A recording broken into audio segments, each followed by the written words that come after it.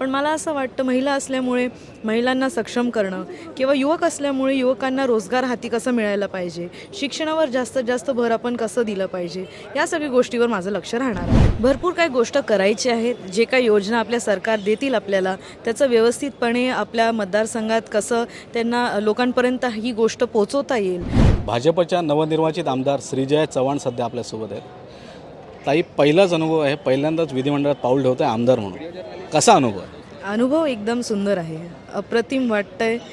जे आजोबांनी केलं, वडिलांनी केलं, आईनी केलं, आज ती संधी आम्हालासुद्धा मिळालेली आहे आणि खरंच एक आनंदाचा क्षण आहे. भोकर विधानसभेतून तुम्ही यावेळेस निवडून आलेला आहात. पुढच्या 5 वर्षांसाठी या विधानसभा मतदारसंघाकरता तुमचं विजन काय असणार? विजन मला असं वाटतं भरपूर काही गोष्टी साहेबांमुळे भाभीजींमुळे विकास झालेला आहे आणि जे मूलभूत गरजा आहेत ते सुद्धा थोडेफार म्हणजे बरेच कमी गोष्टी राहिलेल्या आहेत. पण मला असं वाटतं महिला असल्यामुळे महिलांना सक्षम करणं किंवा युवक असल्यामुळे युवकांना रोजगार हाती कसं मिळायला पाहिजे, शिक्षणावर जास्तीत जास्त भर आपण कसं दिलं पाहिजे, या सगळ्या गोष्टीवर माझं लक्ष राहणार आहे. विधिमंडळात महिलांची संख्या मागच्या तुलनेपेक्षा थोडीशी कमी दिसते, याबद्दल काय?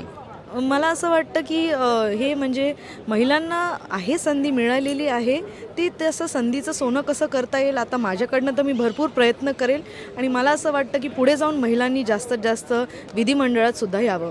पंतप्रधान नरेंद्र मोदींनी कौशल्य विकासाचा एक अजेंडा भाजपला दिलेला आहे.